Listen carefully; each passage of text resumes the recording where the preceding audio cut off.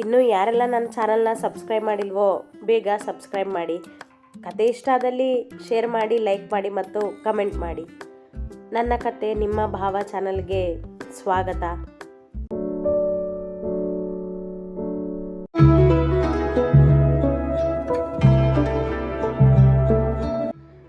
ಕೆಲಸವಿದೆ ಎಂದು ಹೇಳಿ ನೇರವಾಗಿ ಹಿಂದಿನ ದಿನ ಅಭಿರಾಮ್ ಬಂದಿದ್ದ ರೆಸ್ಟೋರೆಂಟ್ಗೆ ಬಂದಿದ್ದರು ಭಾರ್ಗವ್. ಅಲ್ಲಿ ಏನಾಗಿದೆ ಎಂಬುದನ್ನು ತಿಳಿಯಬೇಕಿತ್ತವರಿಗೆ. ಅಭಿ ನಡೆದಿದ್ದನ್ನು ಹಿಂದಿನ ದಿನ ಹೇಳಿದ್ದ ನಿಜ. ಆದರೂ ಅವರಿಗೆ ವರ್ಧನ್ರವರ ಮೇಲೆಯೇ ಸಣ್ಣ ಅನುಮಾನ. ಅಭಿರಾಮ್ ಎಂದೂ ತಾನಾಗಿಯೇ ಆ ರೀತಿ ಒಬ್ಬರ ಮೇಲೆ ಜ್ಯೂಸ್ ಚೆಲ್ಲುವವನಲ್ಲ ಎಂದು ಗೊತ್ತಿದ್ದದ್ದೇ. ಆದರೆ ಅದನ್ನೇ ದೊಡ್ಡ ಮಾಡಿದ ವರ್ಧನ್ರವರ ಉದ್ದೇಶ ಏನೋ ಇತ್ತೆಂಬ ಅನುಮಾನದಿಂದ ಅಲ್ಲಿಗೆ ಬಂದವರಿಗೆ ಎಲ್ಲವೂ ತಿಳಿದು ಹೋಗಿತ್ತು. ಆ ರೆಸ್ಟೋರೆಂಟಿನ ಮ್ಯಾನೇಜರನ್ನು ಭೇಟಿಯಾಗಿ ಹಿಂದಿನ ದಿನದ CCTV ನೋಡಿದ ಭಾರ್ಗವರವರು ವರ್ಧನ್ ಮತ್ತು ದಳಪತಿ ಮೊದಲು ಒಬ್ಬ ಸಪ್ಲೈಯರ್ ಜೊತೆ ಮಾತನಾಡಿದ್ದು, ಅವನಿಗೆ ಹಣ ಕೊಟ್ಟಿದ್ದನ್ನು ನೋಡಿದರು.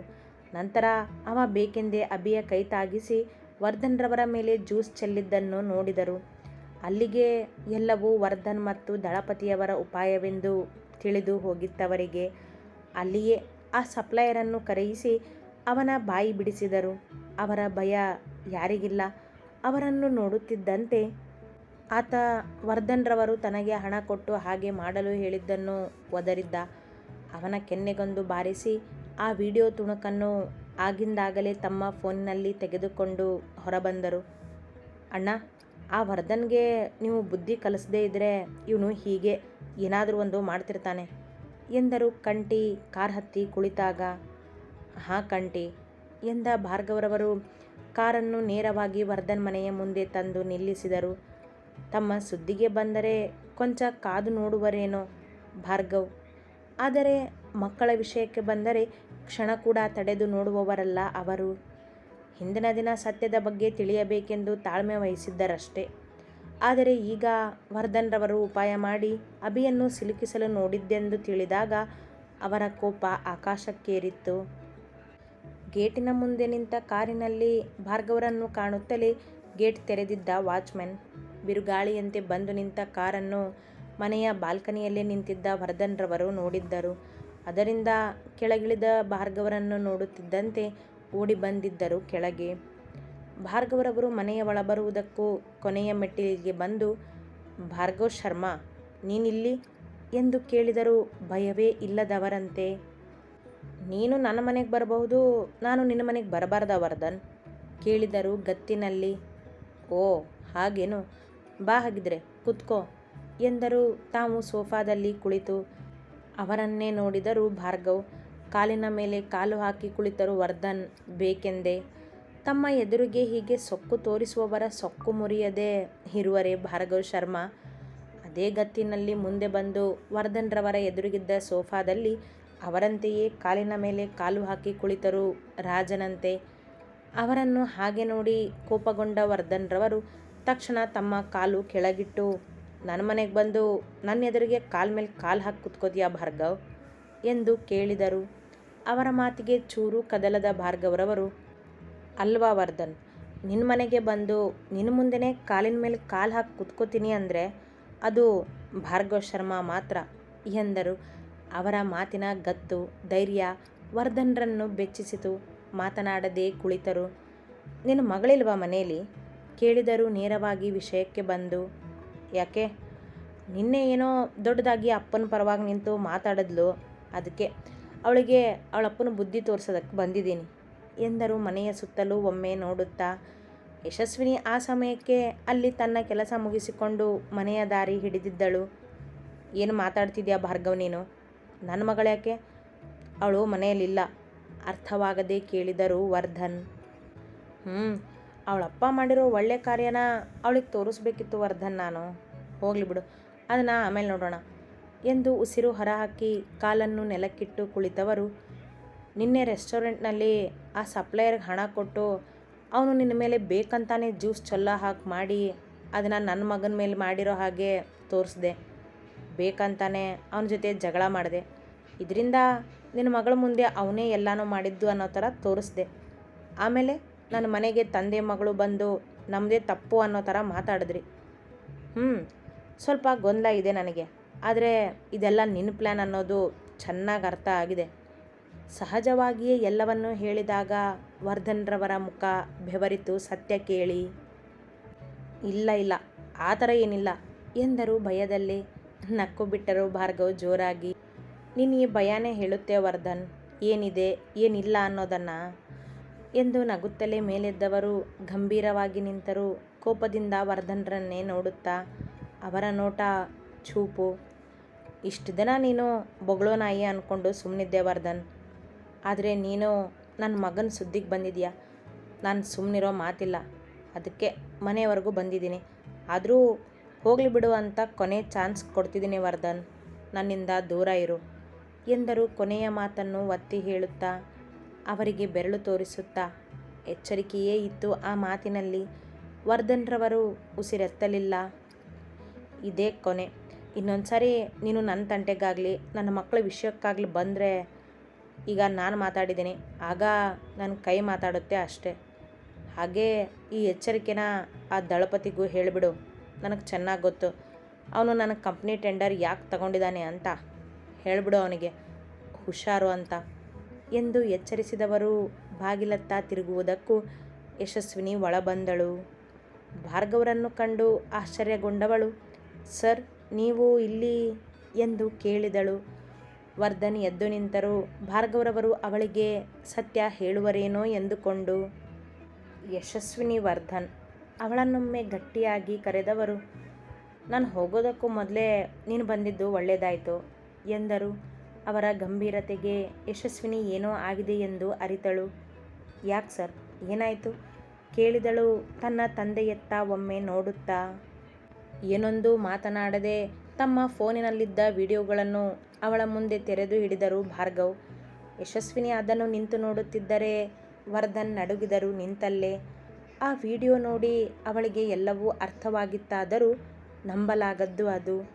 ತನ್ನ ತಂದೆ ಹೀಗೆ ಮಾಡುವರೇ ಎನ್ನಿಸಿತು. ಇದು ನಾನು ನಿನಗೆ ತೋರಿಸ್ಬೇಕು ಅನ್ನೋ ಉದ್ದೇಶ ನನಗಿರಲಿಲ್ಲ ಯಶಸ್ವಿನಿ. ಆದರೆ ಎದುರಿಗೆ ಬಂದಿದೆಯಾ ಅಂತ ಹೇಳ್ತಿದ್ದೀನಿ. ನಿನ್ನೆ ನಾನು ನನ್ನ ಮಕ್ಕಳಿಗೆ ಕಲಿಸ್ಕೊಟ್ಟಿರೋ ಸಂಸ್ಕಾರದ ಬಗ್ಗೆ, ನನ್ನ ಮಗನ ಬಗ್ಗೆ ಮಾತಾಡಿದ್ಯಾ.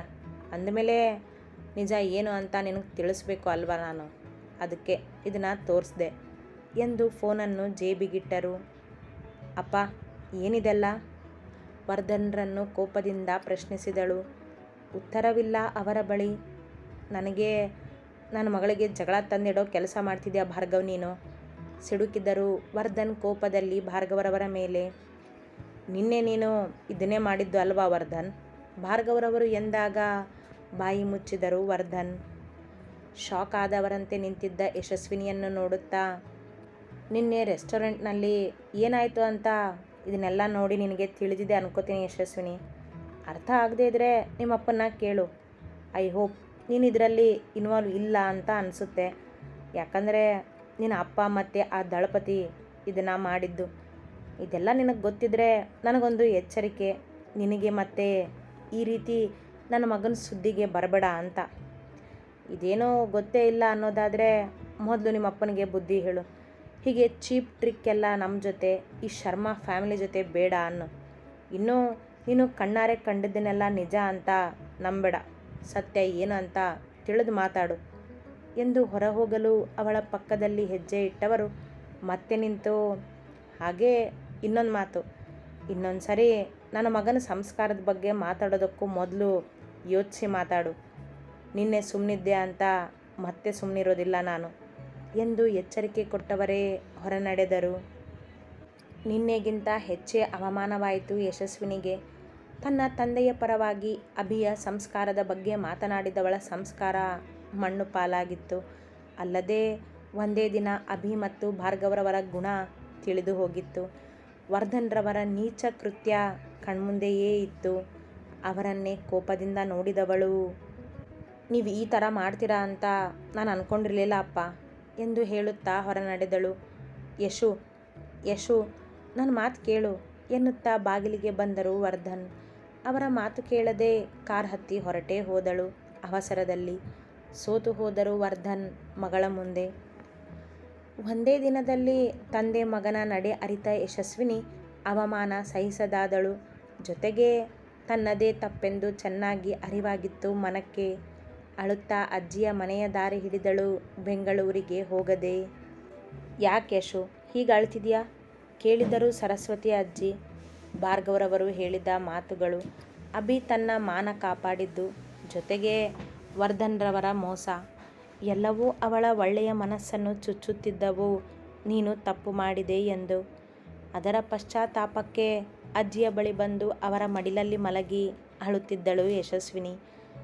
ಚೂರು ಬಾಯಿ ಮುಂದು ಜಗಳ ಗಂಟಿ ಬಿಟ್ಟರೆ ಯಾರಿಗೂ ಕೆಟ್ಟದ್ದು ಬಯಸುವ ಸ್ವಭಾವ ಅಲ್ಲ ಅವಳದ್ದು.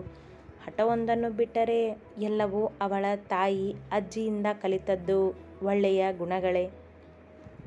ಅಪ್ಪ ಹೀಗೆಲ್ಲ ಮಾಡ್ತಾರೆ ಅಂತ ನಾನು ಅಂದ್ಕೊಂಡಿರಲಿಲ್ಲ ಅಜ್ಜಿ. ತಮ್ಮ ರಾಜಕೀಯಕ್ಕೆ ನನ್ನನ್ನು ಯಾಕೆ ಯೂಸ್ ಮಾಡ್ಕೋಬೇಕು? ನನಗೆ ಅದರಲ್ಲೆಲ್ಲ ಇಂಟ್ರೆಸ್ಟ್ ಇಲ್ಲ ಅಂತ ಗೊತ್ತಿದ್ದ ಮೇಲೂ ಯಾಕೆ ಹೀಗೆಲ್ಲ ಮಾಡ್ತಿದ್ದಾರೆ? ನೋಡು ಈಗ ಭಾರ್ಗವ್ ಸರ್ ಮುಂದೆ ನಾನು ಕೆಟ್ಟವಳಾಗ್ಬಿಟ್ಟೆ. ಅಭಿರಾಮ್ ಮುಂದೆ ನಾನೇ ಚೀಪ್ ಆಗಿಬಿಟ್ಟೆ.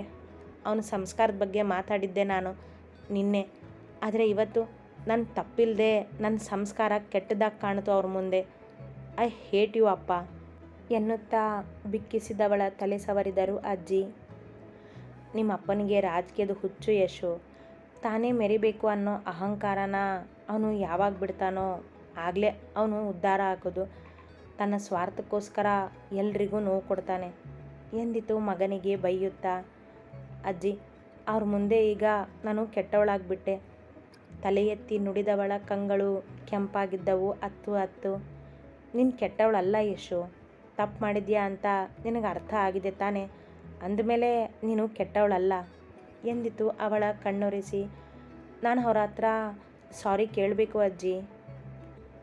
ಅವ್ರ ಹತ್ರ ಕ್ಷಮೆ ಕೇಳಿನ ನಿನ್ನ ಮನಸ್ಸಿಗೆ ಸಮಾಧಾನ ಆಗುತ್ತೆ ಅನ್ನೋದಾದರೆ ಖಂಡಿತ ಕ್ಷಮೆ ಕೇಳು. ಈಗ ನಡಿ, ಮೊದಲು ಊಟ ಮಾಡು ಎಂದರು ಅವಳ ಕೈ ಹಿಡಿದು. ಬೇಡ ನನಗೇನು, ನಾನು ಒಬ್ಬಳೇ ಇರಬೇಕು ಎಂದು ಮೇಲೆದ್ದವಳು ಕೋಣೆಗೆ ನಡೆದು ಹಾಸಿಗೆಗೆ ಬಿದ್ದಳು. ಅಜ್ಜಿ ಮಗನಿಗೆ ಕರೆ ಮಾಡಿದರು ಇನ್ನಷ್ಟು ಉಗಿಯಲು. ಅತಿ ಹೆಚ್ಚಿನ ಕಥೆಗಳಿಗಾಗಿ ಹಿಂಬಾಲಿಸಿ ಪ್ರತಿಲಿಪಿ ಆ್ಯಪ್ನಲ್ಲಿ ಪ್ರತಿಮಾ SH ಅವರನ್ನು.